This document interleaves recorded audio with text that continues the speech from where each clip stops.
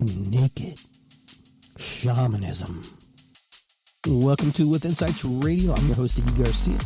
I will take you on a journey across the universe through shamanism, metaphysical, and holistic. So sit back and relax and enjoy the show.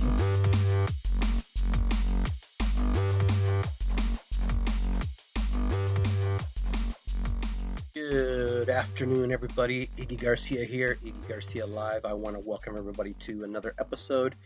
Today's episode is Politics and Infinite Possibilities.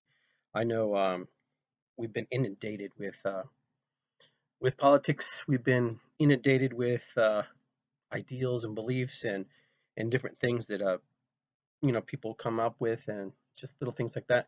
We'll get to that here in a minute. But right now, what I would like to do is I would like to actually set myself up here real quick. So those of you who have any questions or anything you want to ask me during this live feed, I do have it going on here. I know it'll be a delay on my other phone, but at least I can see your guys' questions. Joanne, welcome to the show. I appreciate you. But we're going to start off a little bit here by with a little meditation, a little bit of focusing. We're going to burn a little bit of sage, okay, just to clear the energy, the negative energies, and move them along, and just kind of get ourselves in the right frame of mind. Sage is always really good for purification and cleansing and clearing. It's kind of what I do before my shows, but I want to do it during the show. That way my mind is clear and I'm in a place where I'm sharing my thoughts from a higher source, from myself, from spirit and the universe. So just take a moment to sit back and relax and just gather your thoughts a little bit and think about, where you are today, what you've done in the last 5 years. So take a moment just to relax and think about how you would like to see your life unfold and manifest, how you're vibrating right now into the right energies, into the energies that are actually conducive to your growth. And, if you don't feel like that, then this is an opportunity to do that today. So take a moment, just gather your thoughts, take a couple deep breaths, and just exhale.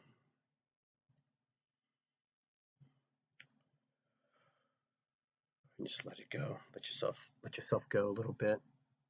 I'm sorry that I'm moving my phone around a little bit, so I do apologize for that. I just want you to get the feel and the vibration about what we're going to talk about, because what we're going to talk about is very important to some people and not so important to others, and that's okay. Life is about experiencing life. Life is not about just being on the train and letting it take you wherever it takes you, because you can do that. I mean, that's a very, very big and possible thing that does happen to some people. So I want to invite you to this space. I want to invite you to participate in this this podcast today, to just share your thoughts. So if you have things that you want to share on the live stream, please type in the questions, or type in, if you agree or disagree. I'm not here to promote anybody or anything or an idea. I'm just here to share my thoughts about where I am and how I perceive the world and how I'm navigating through the world, because that's what it's all about. It's how we perceive the world. No matter how or who we ask or who we're involved with or the people we know, everybody perceives the world according to their belief systems, according to what they've created in here, what they've gathered in here, and how they wrapped it all up together. So how do you keep your mind and how do you keep your heart separate but yet together at the same time? How do you take those two beautiful energies and merge them into a place where they can actually coexist without being in conflict with one another? Because our mind says one thing and we're like, oh yeah, well, we have to do this, we have to do this way. But then our heart goes, wow, but I don't know, the compassion, the discord, the discontent, the separation of this and that. So we have our own internal battles, we have our own internal conflicts about who we are, how we see the world, what we feel. I mean, the world is all love. I mean, all shades of gray, however you look at it, good and bad, it's love manifesting and expressing itself in ways that we can't quite understand because we're trying to use our human intellect to understand things. I've had people tell me, well, what about if someone who got murdered? Well, love, there's compassions in different things like this. And it sounds crazy, but you have to really see and go outside of your mind and go into your heart and see what it is. We're all destined to die on this planet. We are not going to be here in this physical form. Our form will change, yes. Our energy will transmute and become different. But our destiny in this particular moment in time is to experience and to see what we have to see and gather and move from that and live with that. If we don't do that, then what happens is we live a life that's kind of somebody else's life. So I encourage people to always experience the best they can. To parent and to punish someone, to judge somebody because of their belief systems. I mean, I don't jive with that. I personally don't jive with that. To say, it's one thing to raise a child and teach the child how to do things and be aware of things. But we have so much power over individual people, power over our children, over our grandchildren, over young children, that we don't even realize it. We are where we are today because of the systems that we have allowed to be put in place. Put in place, yes. Our ancestors, 1950s, 40s, 20s, 30s, 1776, those are our ancestors. Regardless if you are not from this country or you are, those are the ancestors of America. Those are one part of history that an occupying nation that took over, pushed out another nation of people and moved in here and created their own system. But now we create this system, and now we're where we're at because of the infinite possibilities, because of the manifestation and the vibration. We're here today because somebody else vibrated at levels much higher than us, and we gave away parts of ourselves in order to go along with that vibration and that manifestation. So remember, when you vibrate, when you are manifesting, you are also sharing that vibration and manifestation with somebody else. Okay. Too many people confuse the law of attraction, you know, and they go, "Oh, nothing's happening." Well, it's because you're not vibrating. It's because you're not in the vibration. You're not in the focus. It's like becoming a soccer player. You know, you have to go through steps. First, you have to learn how to even move a ball with your foot. You know how I move my hands and I can juggle this lighter that I lit the stage with? You know, your feet are the same way. You have to train it. You have to train your body. You have to train your feet to move that ball like you would move it with your hand. The dexterity in your hands. You have dexterity in your feet as well. I can show you countless videos of boys and girls who can juggle ball and look like they're holding like their feet are hands. So the same way is our belief systems of what we create inside of ourselves. What's in here, is a collaboration and a collection of emotions, feelings, experiences, memories, and everything that we take into the world. And so what happens is we take this into the world and then we apply it to the world, and then all of a sudden it doesn't work. Well, my dad said that I should be nice to everybody, but nobody's nice to me. It's not that you're not nice and that you're not bad and people aren't nice to you. You have to remember everybody else is walking around with their own programming, their own belief systems, their own, ideas about things and how they see the world. So when you are conflicted and when you are challenged by another human being, that's good. That's a good thing because it gives you an opportunity to grow. It gives that person an opportunity to grow. Will everybody grow? Everybody grows, but at their own rate and their own when they're ready.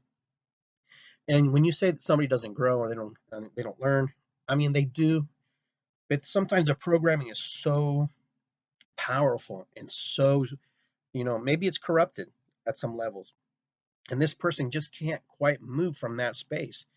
I'm guilty of it too. You're guilty of it. There's things in your belief systems that you probably look back and go, "Wow, I can't believe I used to do that or even think that kind of stuff.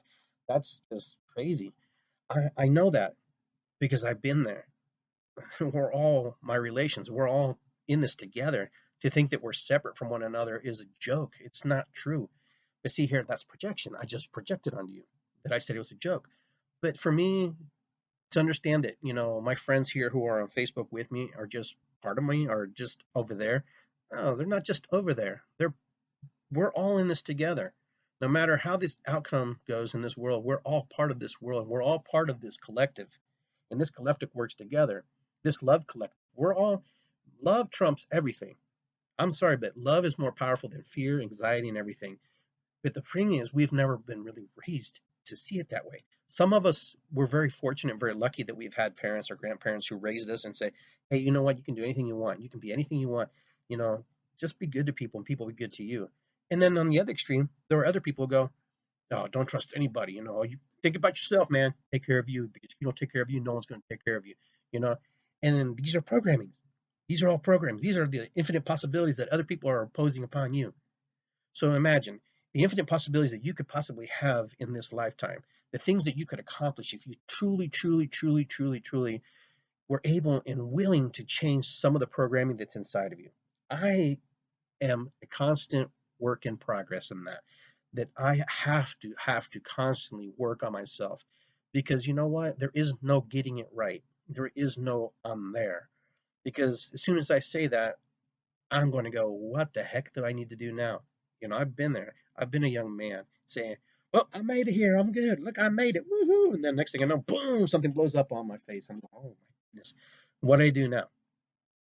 Okay, so I said we were going to talk a little bit politics and the infinite possibilities. Okay, so now I'm not much about talking politics on my show, but I find that politics is also very ingrained in who we are as human beings, and why it really affects us, and why certain things bother us, and why certain things, are we're triggered by them.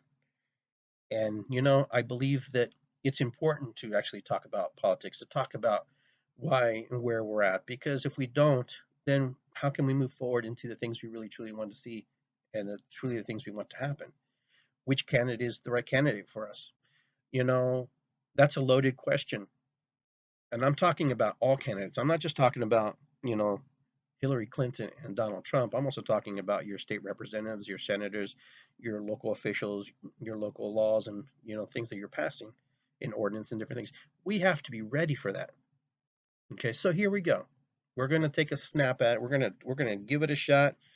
And please type in the comment sections. I want to see some dialogue amongst people. I want to see everybody sharing their thoughts. Why? Now, big debates, big, big, big, big, huge differences of opinions on this campaign. But you know what? This always happens. Every 4 years, we get on the political bandwagon. Once it's time to vote for a new candidate, time to move forward, we start to go apply our energies into the place of called political arena, the politics. For some reason, we feel like we have to put it there, because then somehow we're enfranchised or disenfranchised, however you want to look at it, to the process. So here we are, we have an opportunity to partake in our government, partake in the changes we want to see. But yet, why do we wait 4 years? Not all of us wait 4 years, but the majority of us, I would have to say, and I would have to guess, and there's probably some kind of statistic out there that proves that fact, that people really wait every 2 to 3 to 4 years to do something. And then 1 year and a half, maybe we're just let it ride and see how it all plays out. Now, we have two very liked and disliked candidates, according to the media. This can go really good or really bad. I'm not sure how it's going to go, but I'm going to do my best to keep it kind of, neutral, and try to be fair to both sides of the equation, because uh, that's my job as a host, not to necessarily pick a side. I have my own opinions, but I'll keep them to myself to a minimum. Now, Donald Trump, we'll start with him. Donald Trump brings something that's very different, very unique. Okay, Donald Trump is not the first actor or first celebrity to actually run for office. Ronald Reagan is a good example. He is an actor. Yeah, he was an actor. He became president. His wife was an actress. She became first lady. So, of course, he didn't have, he had his good days and bad days too in his politics. He fought for a lot of different things, and things happened. And he also had his struggles in that process. But yet, a majority of the people would have to say that, yeah, he did a fairly good job. Those who can remember him. I remember him. I was alive when he was president, and I saw a lot of things that happened. Now, was he a great president? Is anybody a great president? To be honest with you, in my opinion, I don't know if anybody's a great president. I think it's the closest thing that we have to being a king, a monarchy, somebody who is head of state, somebody who is, representative of all the people. But yet, his power or her power, however it's going to play out, is very limited. It's limited to an extent. They have veto power and certain executive, courtesies that they can apply and use, and that probably will be used here before Obama leaves office. So when we look at Donald Trump, we see a man who's, in some eyes, a successful businessman. In other people's eyes, not so successful. But yet, he has a wealth of maybe a billion plus, maybe. And me, I probably have $500 in my bank account. So him and I don't really correlate in the sense of understanding business. His business ideas are much more, probably more in a different zone, a different type of vision than mine is. My vision is a little different. So Donald Trump comes onto the scene and he does what he does, and he gets into the primaries, beats uh, all his the other candidates in the primaries, and he moves into, becoming the GOP nominee for his party. Now, what's interesting is about Donald Trump, and I'm just going to report how I see it, not necessarily how it is. So if you want to fact check, fine. But spiritually, on the spiritual level, when I look at Donald Trump, he has actually opened up a window that has been closed for a very long time. You may not agree with me. You may not agree with Donald Trump. You may not agree with the things that he says or does. I don't necessarily agree with everything he says, and I don't necessarily am in alignment with everything he does, but there are some things I'm in alignment with. He has opened and he has shown and he's exposing, from what I can tell, the corruption that plays out in Washington D.C. and that corruption. And how do I go with that fact? How do I know that's true? Well, I just watch how the Democrats and I watch how his party members all squirm. And when they're all going, "Oh my God, what's going on?" I'm pretty observant about that. Why would his own party, and granted, yeah, he's done some things that are very questionable, but they look for every excuse not to back this guy. Yeah, so he has no necessary political experience per se, but I guarantee you, people accuse him of, failing in business, and I get that.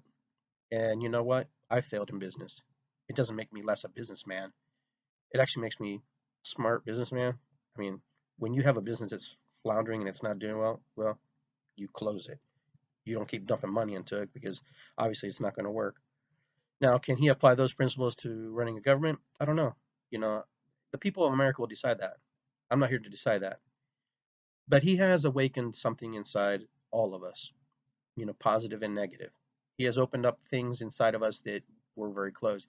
He has opened up a window that I did not know I had my hunches existed. I know that we have racism, and I know we have discontent in this country about certain things. But what I find is it's in the open now. Now I can see where it's coming from, where it is, who it is, why it is. Now I can ask the question, why are we like this? I've never seen this before. I've never experienced this before. I've never been able to go say, hey, wow, we really have a problem. Before it was just about, feeding the poor, making sure the middle class has money. There are some people who are very, very disenfranchised with the system. And I'm not talking about poor people. I'm not talking about blacks, Hispanic. I'm talking about white America. I'm talking white middle class America. You know, I'm talking about, you know, majority rules here, because as a minority myself, I have a different view on the world. I see things much different.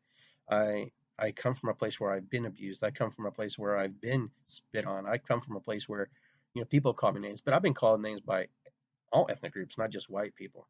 I've been called by that by Hispanics, blacks, Asians. It doesn't matter. But I know how it feels. It feels really gross and ugly. And I don't wish that on anybody or upon anybody. So, you know, his campaign, I think, is actually here to just awaken, America, to bring an enlightenment to America, to say, hey, America, we have problems. And I think everybody deep down inside knew we've had problems and that we have problems. Will he win? I don't know. I don't know that. I'm not privy to that information. I don't know what's going to happen. But I know one thing, that his campaign is not going to be, in vain. It's his campaign to share even his thoughts, which sometimes I question. I mean, that's just how it is. But yet, that's just where he is, and that's who he is, and he appeals to a group of people that I just, he appeals to me too at some level. Believe it or not, is spiritual or is involved in holistic medicine that I'm in and metaphysics. There's a part of him that I relate to, and I understand, and I get what he's talking about. But there's another part I don't get either. So, but does that make me bad? Does that make me racist? Does that make me a deplorable person? Does that make me somebody who's evil and somebody who's out of touch, who wants certain things to be removed from and replaced and changed? I mean, he has some valid points, just as Hillary Clinton does as well. Now, on the other aspect, we have that old energy. Hillary Clinton works from that old energy. And this is my opinion. Remember, this is just my beliefs, okay? So you don't have to beat me up and put me under the bus, okay?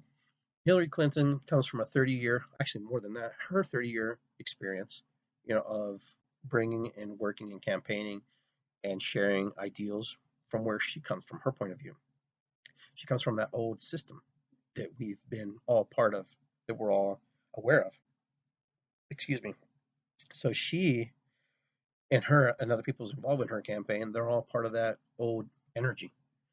But yet we have this thing where we're calling, where masculine energy is trying to defeat feminine energy. I have had this debate with people, and I understand that debate too as well.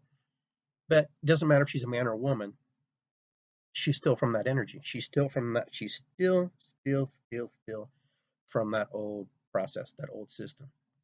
You know, and that old system is trying to protect itself.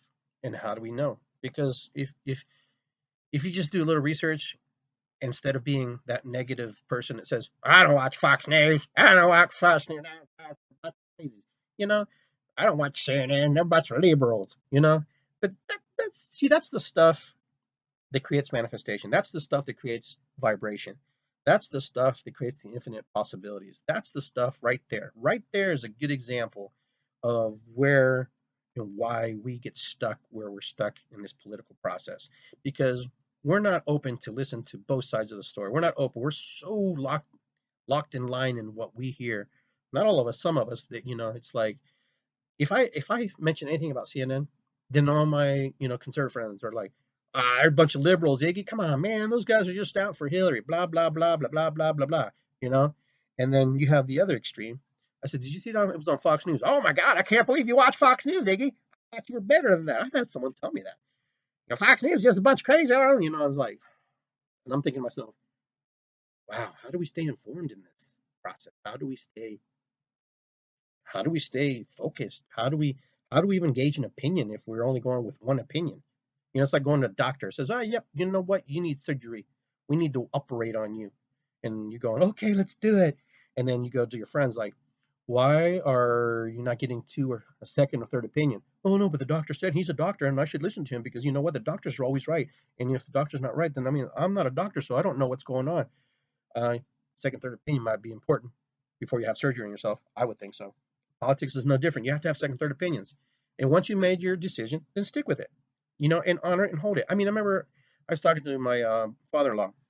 He was telling me there was a time where you didn't ask people who they voted for. That was like asking a lady how old she was. It just was uncalled for. You just never did it. And I'm going, wow, that's pretty interesting. But now it's like, who you voting for? Who you voting for? I might vote for a party. Oh, you're wasting your vote. You're going to vote to Donald Trump. You could do that. I'm like, maybe I want to give a vote to freaking third party. Maybe I want the third party to actually, be involved in the process and not, this is like a monopoly. Maybe they need to, reevaluate that and say, hey, you know what? These third parties also have a right to be in those debates and those campaigns as well. I'm just kind of bothered that we can only run a two-party system. It's like drinking Coke and Pepsi, and that's the only option you have. Well, you have Coke and you have Pepsi. Really, there really is a difference, but there's not a difference. The colors look the same. They both fizz, and the only difference is maybe a couple molecules and change the formula, a little bit more sugar in this one or that one, or more carbonation in this. So you're not really getting a really true choice. Who's to say that Coke doesn't really own Pepsi or Pepsi own Coke? It's just a big farce, and we're just kind of blindsided. Well, now I'm going to the conspiracy. I want to get away from that. Anyhow, but you get what I'm saying. You understand what I'm trying to say. You understand where I'm trying to go with this, I believe. You know, you can be informed to the point where you're just so informed and nothing else matters, and that's fine. What saddens me is when someone has an opinion and other people just bash them to the ground and just tear them down and just, you might as well spit on somebody, and it has happened. It's happened on my posts. I watch people get irate and pissed off, about certain things, about certain candidates and what they represent. I saw a post from one of my friends. She's like, if you support Donald Trump, then you support groping women and rapists. And I'm going, wow, I understand what you're saying, but everything that he has done or has been accused of is only allegations, accusations. We have laws here in this country, and those laws are due process. We have due process, and we have a right to be taken to court or take to court, people who abuse us and abuse our rights. So those kind of posts worry me. Those things worry me personally because I'm afraid that I could be accused of something and just be labeled that. But that's fear. But it's fear, and I get that, and it's fear, and it's fearful, and but that's kind of where we're at. This whole election's been about fear.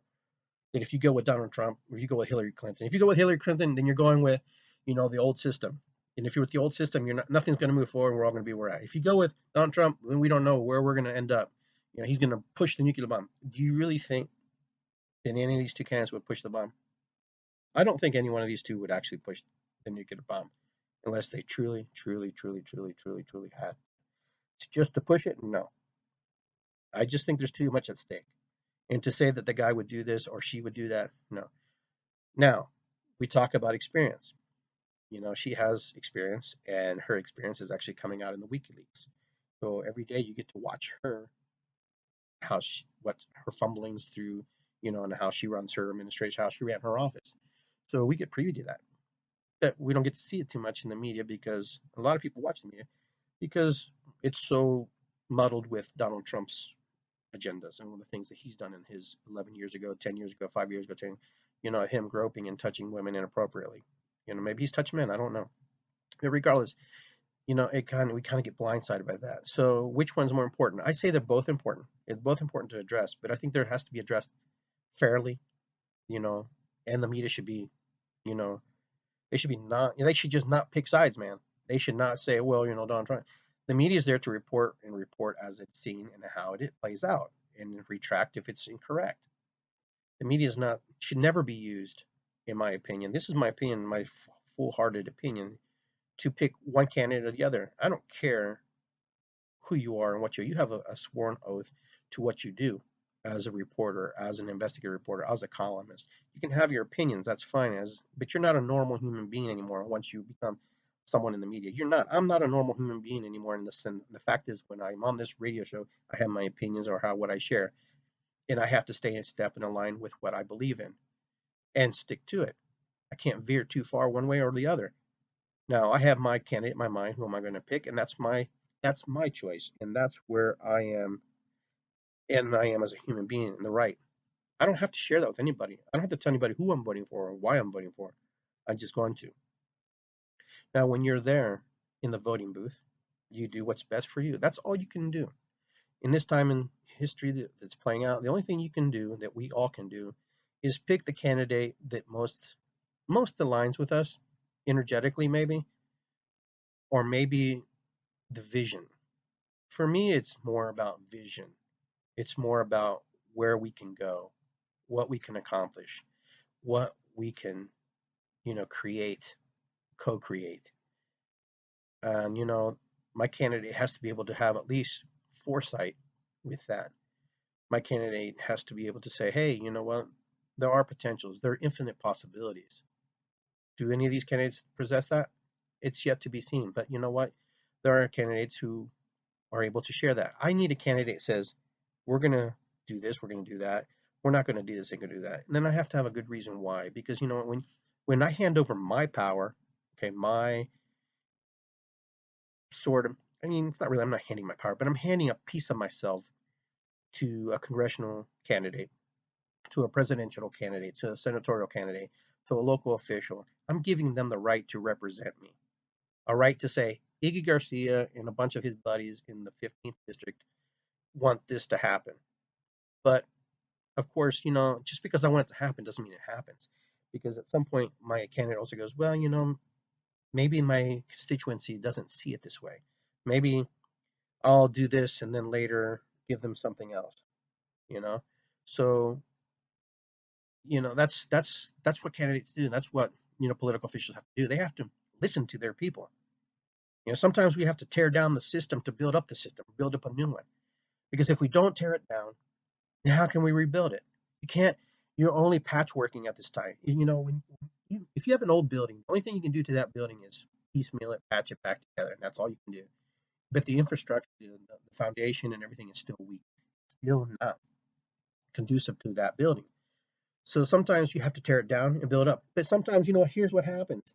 You rebuild something and it doesn't come back the same way. It doesn't come back with the pizzazz and the beauty that it used to. The architecture, the craftsmanship, the workmanship that comes into that. So when you do something, you have to have purpose. You don't just tear down things to tear down. Here in Columbus, Ohio, they tear down old structures, old buildings, old things, and they put up new ones that don't even last 5, 10 years. And they already have to fix them and redo them. So we have to be very careful how we approach our our ideals of what we want to do. Tearing down and putting new doesn't it's not always the answer. It's not. There's some old architectures around the world that have stood test of time and they're still standing. Machu Picchu, you know, there's there's all kinds of stuff when you look around.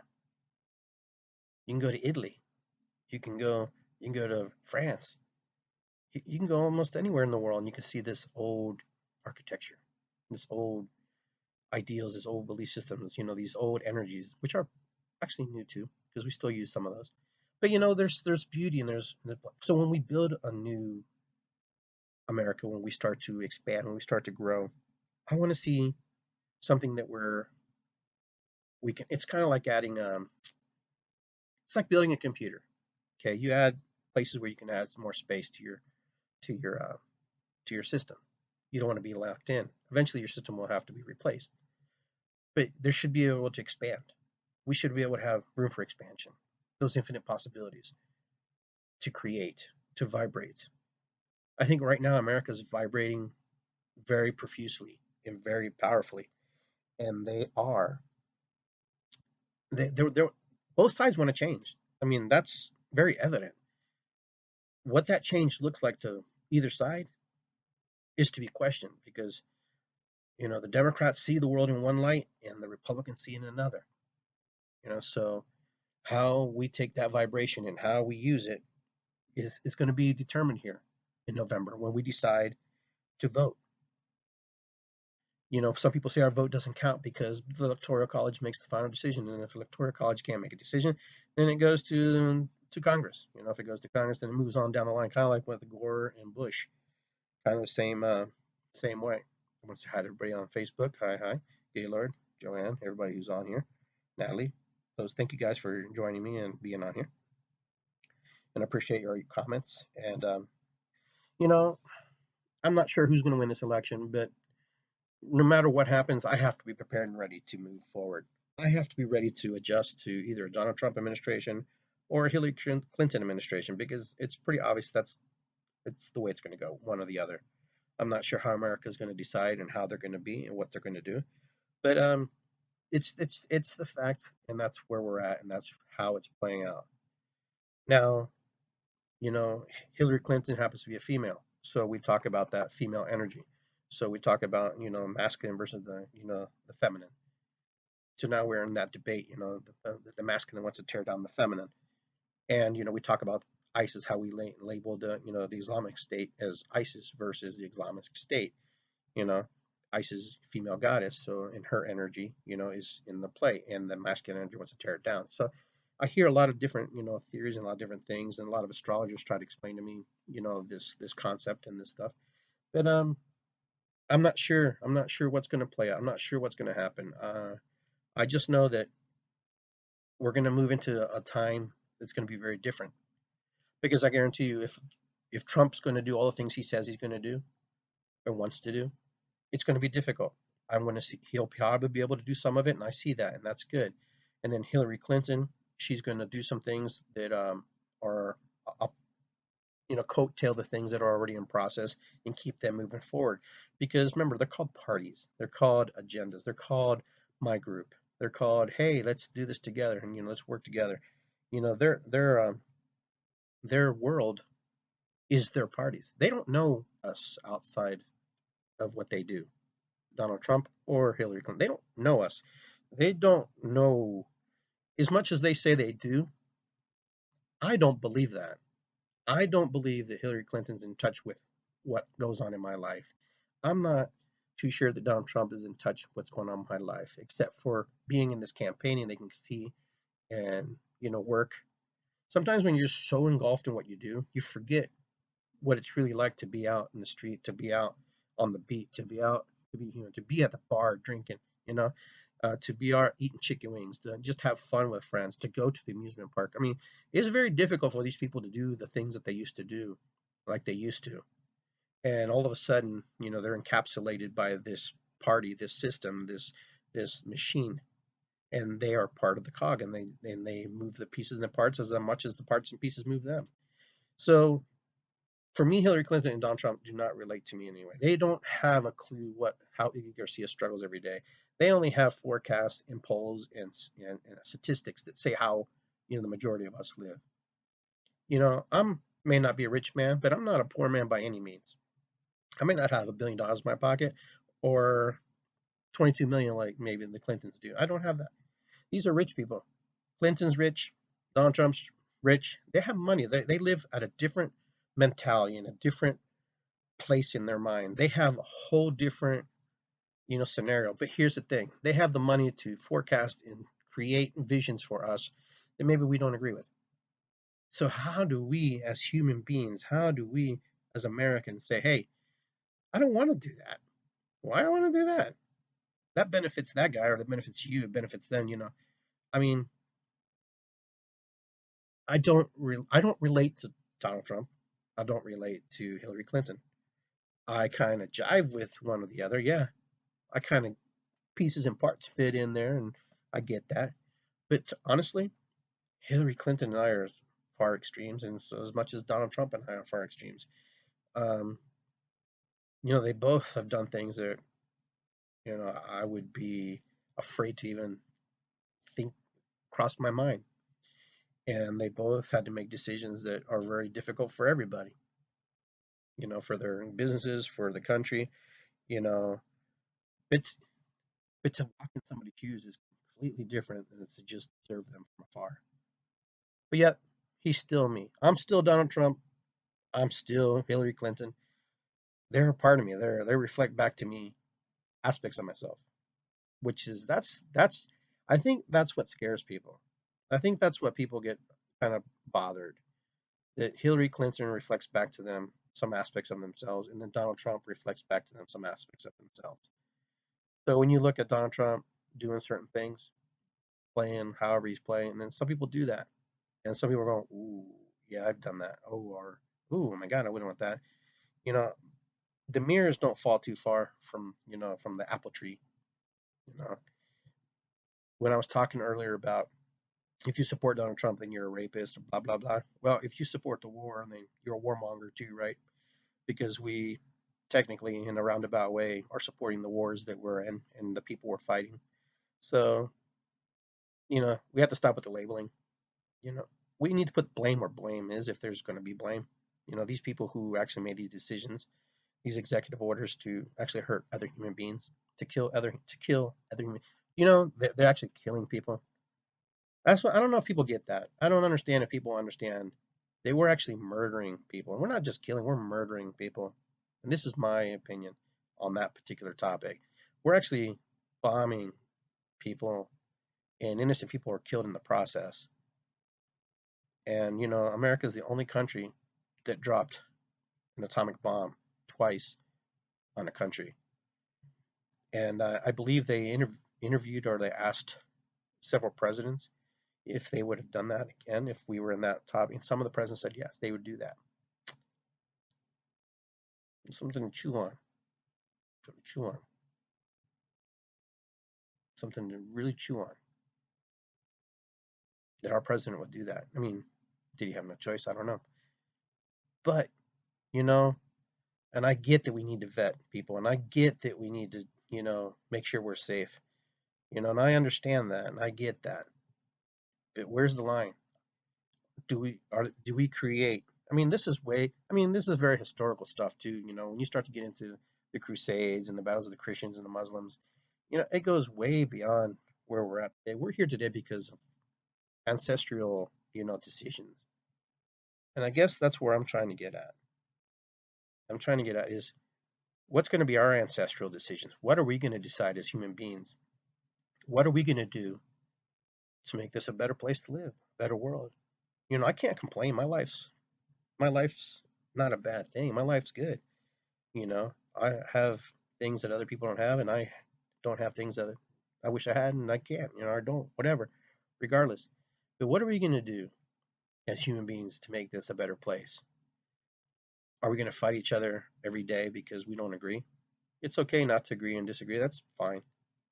But when does it stop? When do we say, "Hey, let's manifest together. Let's do this together."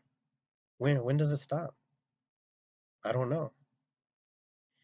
It's disheartening to me when we hurt other people to watch, you know, what plays out in the world.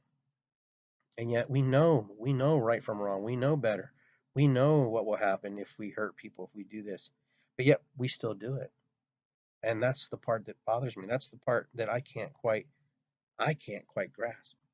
I can't quite wrap my finger around why we are able to just hurt people and kill people because they don't see our way and our way of thinking, our way of belief. And I know that they're killing us too and they're hurting us as well and they're attacking us. I get that. But what if we just stopped? What if we just said, we're not going to bomb anymore? We're just going to let you be. Would they be? Man wants to hold on to land and water and resources so bad, which isn't really his anyhow. It's gifted to us by the creator and we want to control it all. Someone put a pump on an oil well and sold it to somebody else to make petroleum. And it's all about the money, I guess. It's all about resources and but can we coexist in that?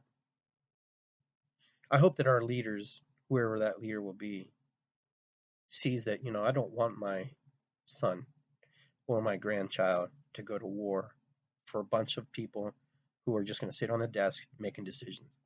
I don't want to see my kid lose his life or my son-in-law lose his life because some fat ass is on his chair, okay, and is throwing projections that this will happen, that will happen, and we have to control this, control that. You know, too many young people, too many young people in this country, you know, over decades have given their lives to a bunch of people who are just power hungry and money hungry. And if you disagree with me, that's your choice. This is my belief. My belief that there are greedy bastards out there who don't give a rat's ass about you. Don't give a rat's ass about me. And I'm going to use the language because you're grown up. I'm grown up. Okay. They don't care about you. They don't care about me. They only care about what's in their pocket. Okay. What they take home at the end of the day. And if you don't believe me, then you better do some research. This part I'm going to tell you because I don't care what candidate we pick. I don't care who's in office. There's going to be greedy asses there all the time who are going to want to manipulate the system to their benefit. Okay. Because they already have. I've seen it. I'm watching it. I'm living it. I'm in it. I'm condoning it. And for those people who don't want to pledge allegiance, then don't. I don't care. Doesn't change my life. Look the one guy who doesn't, stand up. Okay, the one guy. But look at all the people who stand. Everybody focuses on always on the things, the negative things. So he doesn't stand up. So what? Look at the 150 people who are standing up. Isn't that great? Let's clap to those guys. No one ever gives them credit for standing up, but we focus on that little guy. Oh, he doesn't. He's an American. Yeah, he's American too. He has a right to protest. But here's the point: the media takes it and goes, "Boom! Look at this guy. He's protesting. La la la. He must be evil. Oh, good for him. Oh, he's a black guy. Look at him. He must be antisocial. Something's wrong with that guy." No, he's just voicing his opinion. But if you don't want to see that, then focus on the 150 people who are standing and pledging allegiance. You know, I pledge allegiance to the flag of the United States of America and to the republic which stands one nation under God, indivisible, with liberty and justice for all. It's just damn words, man. Okay? Get over it. So what? Kaepernick doesn't want to stand up. Who gives a rat's? Move on. Just, we focus our energies in the wrong places sometimes. That man has the right to his opinions. I have the right to my opinion. I don't even know why it's a subject of talk. I don't even know why. So we have more pressing problems than that. There are people in this country who have no food, man, can't even eat. There are laws here in Florida and other states that don't even allow you to feed the homeless. That's, to me, is wrong. That's where I draw the line. Taxation without representation. Tax for everything. Taxed on all things, you know, double tax. Why does an employer have to pay your FICA after you've paid FICA? Why do I have to match it? I'm self-employed. Why do I have to match somebody's FICA? I still don't get that. That's double dipping. Why should I be penalized? And they've already paid. Just little things like that, little nuances. You know, Being a businessman, I have a whole different perspective, different look on life. I don't see life, a 9 to 5 life. I don't live 9 to 5. I don't see life 9 to 5. That's why my views sometimes come across kind of hard. You know, are we still the land of the free? I don't know, Joanne. I'm not sure. I don't know what that means. I don't know what that's supposed to be. I don't know even know if our founding fathers knew what that meant. The land of the free. Free of what? Free to gouge people? But I'll tell you right now, America's in flux. America is changing. America is on its way to do something completely different and to do something. I guarantee you this. Let's say Donald Trump doesn't win, hypothetically speaking, because I don't know who's going to win. And then Hillary Clinton wins. And then we're in a god awful mess. What happens then? But what if she wins and we stay the same and nobody cares because we're all used to it? Because that's where it's at, I think, in my opinion. I think that we're so used to where we're at and how we've been abused and how we've been used that it doesn't matter. I would rather have that because I'm familiar with that. I'm familiar with that dirty underwear that I'm wearing on my pants because it feels comfortable, and I would rather have that than have a new itchy pair that I have to break in. Because this is a serious, presidential election. For once, you get to see a guy who tore down the Republican Party in a sense. He pretty much spoke it how it was, and this is my opinion. Okay, I watched a businessman like myself, but with a lot more dollars behind him, tell them to screw off, basically. You know, oh, was he a Democrat before? Oh, I'm sorry, I didn't realize that. What the hell does that matter? What does that matter? What does it matter if he's Republican or Democrat? Why can't he just be an American? What if Hillary Clinton was a Republican? Do you think anybody cares? No, who cares? That's the problem. We have all these damn parties. We have all these affiliations that we have to be part of a team. That we have to be with Team West or Team North or Team South or Team whatever. That's I think I would like to see just people run for an office, and then be backed by the people who back them. Make them do the work. No corporations are allowed to be involved. No, they're not allowed to give money. Only people allowed to give money is people. Only Joe and Jane can give money. That's it. Or Jose and Rebecca. Okay, instead of big conglomerates giving money to all these candidates. That would change a lot of things. That would change a lot of problems that we have today. I like the meme where they have all the political candidates, wearing the patches like the NASCAR patches on them because they're all sponsored by different corporations and stuff.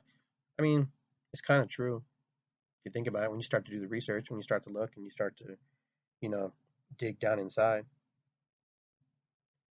But I know America will survive. I know America will do its best. America always makes it. America always survives. So it doesn't matter who wins.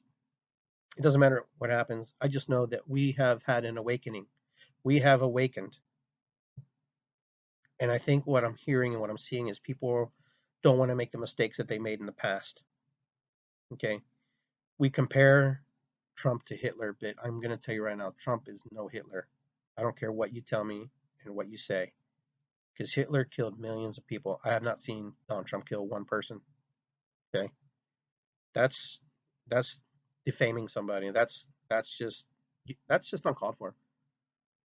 Maybe people are going, "Oh, we should stop him before it starts." I hear that too. Maybe, I don't know. Hillary Clinton likes to bomb people and use drones. She's That's been done. Those things have happened. She even accused, she even said, "Let's bomb Assad." The guy who's doing the WikiLeaks. Why can't we just bomb him with a drone? But nobody said anything. You know. And these guys all say stuff when the microphone they think's off. Don't you say stuff? Don't you get caught sometimes saying things? They both do it. So when you're out there, when you're in the polling booth, just do your best. Just do what's right for you.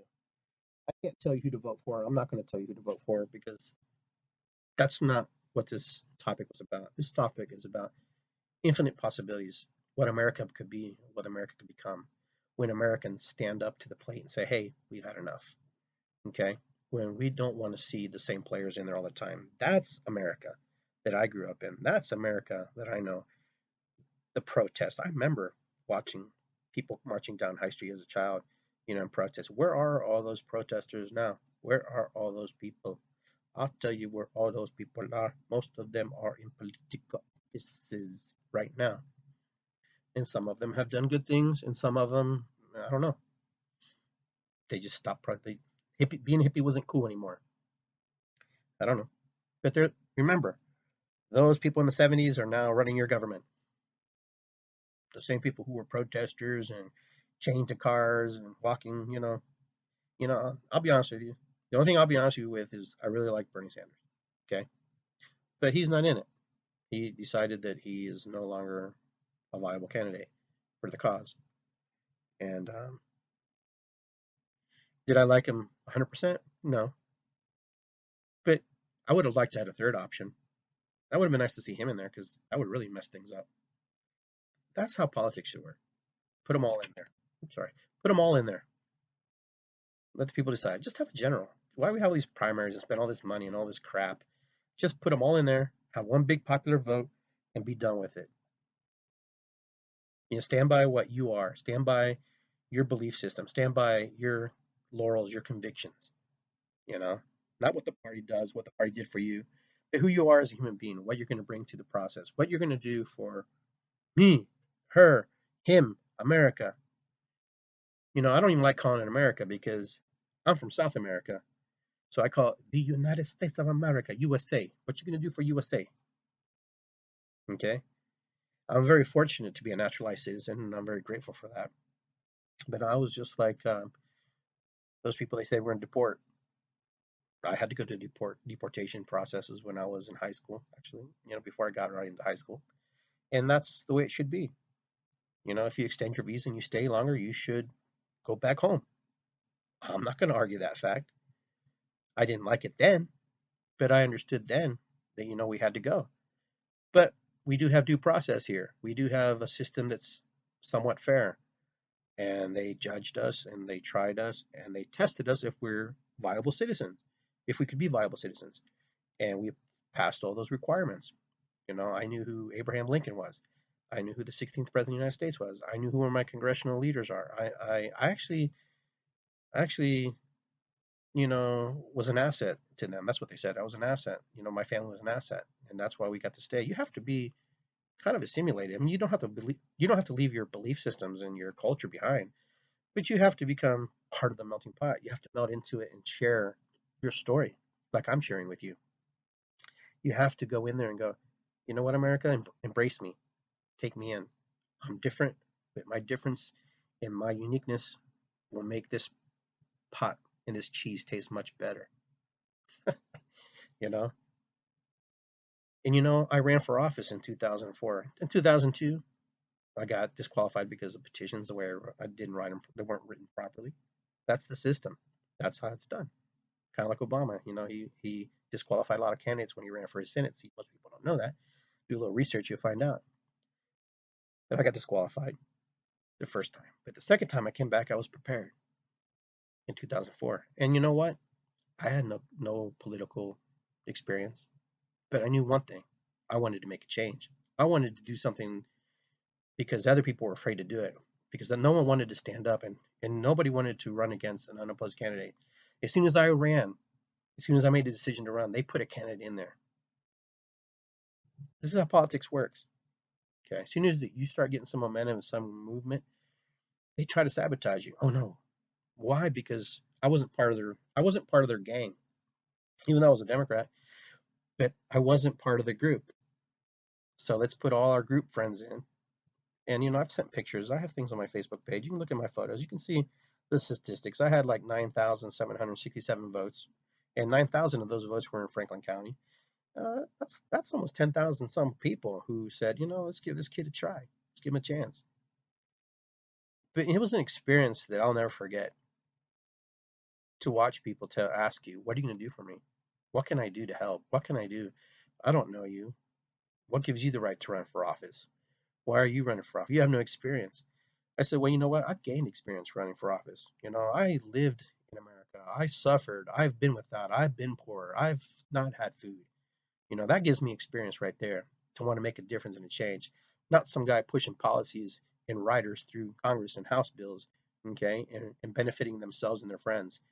I wanted to be different. I wanted to be your personal candidate. Oh, open door policy. You want to talk to me? And I'm there. I give you some time to talk to me. That's what my campaign was. I was going to take the door off my office. So when you walk in, there was no, oh, he's not here. No, if I saw you, I was there. And I had a moment and I wasn't busy, I talked to you. That's how I was running my campaign. Your personal representative. That's what I was. That's how I ran my campaign. Because I knew that the old system didn't work. The old system was the same. It just bullshitted people. And that's why I ran for office. If you want to know my story, because I've never really been able to tell it. I've written it, but I've never told it. I remember being there in the committee meetings when they were ready to pick a candidate they were going to endorse in the primaries. And they looked at me and they told me point blank. I remember this lady. She was probably about 70 years old. You're a Republican. Your voting record's Republican. I said, you know what?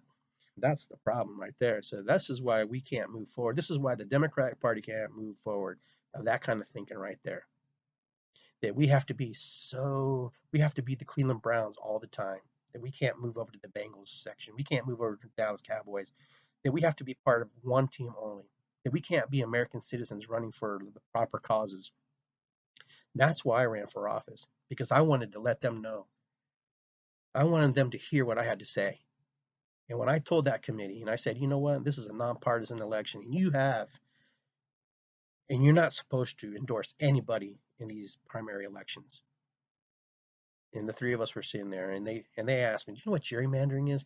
Of course, I know what gerrymandering is. If you want to change it, then you need to get out and get out of this room right here, badgering me because I used to be a former Republican, okay, and talk to the people and say what's going on, what's happening, why do we have to keep building these walls? Why do we keep building these foundations? And I told them all. I looked them all in the face and said, "Oh, you guys right here." Oh, and I pointed at them. I didn't look at them. I pointed. I said, "Oh, you guys right here. Every single one of you is the reason why you don't move forward. Why the Democrats don't have anybody in office. Why they can't move and why they're stuck. And why we have this candidate for so many years. Because it's a buddy-buddy system and you help each other out." And that year, they didn't endorse anybody. They left it in the hands of the people to decide. I came in second, but I tell you, the people didn't hear what I had to say. But that day, I said what I had to say. And I let them remember me. And you know what? I've never ran again, but I was satisfied. And I was content to know that I spoke my mind, that I became part of the process, that I wasn't afraid to run for office, even though my wife was mortified I was running for office. You know, my kids helped me campaign. They canvassed neighborhoods. I knocked door to door. I could only campaign in Franklin County profusely and very hard, but I tell you, I made the best of it. I had people spit on me. I had people call me spick, go back home. I heard it all. But you know what? When I was deported that day, when they were going to deport me, I made sure that I was going to make an impact, that I was going to attempt to make a difference in this world, a difference in this United States of America. And I did. I did. I stood up. I had no political experience whatsoever, but I made an attempt. And I said, you know what? I'm going to run against you, Deborah Price, because you know what? You should never run unopposed, ever. Is Deborah Price a bad person? Not saying that. But what I'm saying is the process, get involved. Anybody can run for office if they truly want to. If you truly want to make a difference, then run.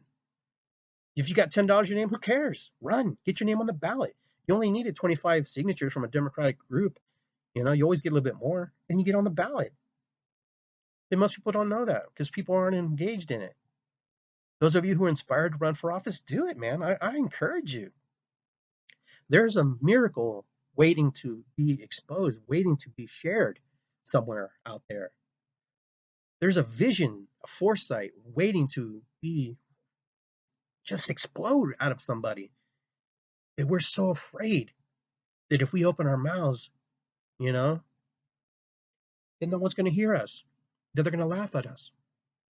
You know how many people laughed at me? You know, my friends, they were, I mean, I had to go through a lot of stuff. I felt like I was a multi-level marketer. That's how I felt, you know, that rejection, being rejected, asking my friends for money and they wouldn't give you money. They wouldn't give you freaking $25.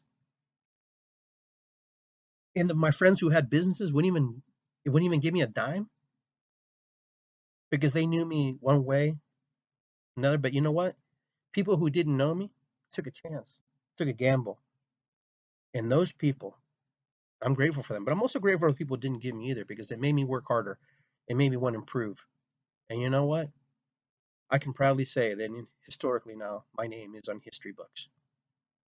That my name is down forever. That Ignacio Garcia, Iggy Garcia, wanted to make a difference in 2002 and 2004. That I wanted to make a difference for myself, for my family, for my America, for my constituents, for my district. That's why I ran for office. Because somebody instilled the belief that I could. It only was one person. And that one person said, you should run. I said, I have experience. It doesn't matter. You're gaining experience along the way. And you know what? I learned a lot. Thank you for listening today. Thank you for sharing your thoughts on the podcast there, on the comments. I know I didn't get to all of them and I got a little winded there, but I wanted to share my story. That's what I do on Iggy Garcia Live. I share my story, who I am, where I come from, uh, my beliefs. But my beliefs change, just like they do for you. One day I'm in this camp, one day I'm in another camp. That's okay. That's human. That's being human. So go out, have faith, have belief that this United States of America will be a better place. Be active, be involved, share, campaign, talk, address, write to your congressional leaders, write to your senatorial leaders. That works better than just complaining about the president and complaining about the candidates. Write to your leaders, because I guarantee you the battleground is going to be in the congressional and senatorial campaigns. That's where we're going to see a lot of change. We're going to see a lot of disruption. It's not because of Clinton, not because of Trump, just because of their values about their laurels and their respect. People watch that. If you jumped off the bandwagon or if you quit because of this, it says a lot about you. It says a lot about you. And if you said things behind closed doors and put them in emails, it says a lot about you. It says a lot about that person.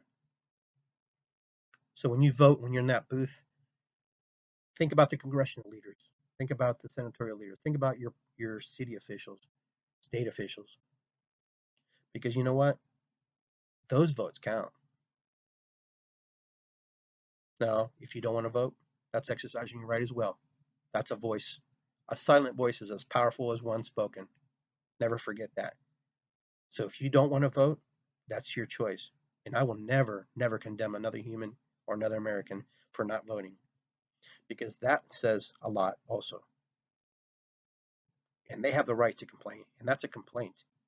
They say you don't have the right to complain. No. When you don't vote, you're complaining. You're stating a fact. It's like the guy who protests the Pledge of Allegiance. You know, he's saying something, but we're not listening. Listen.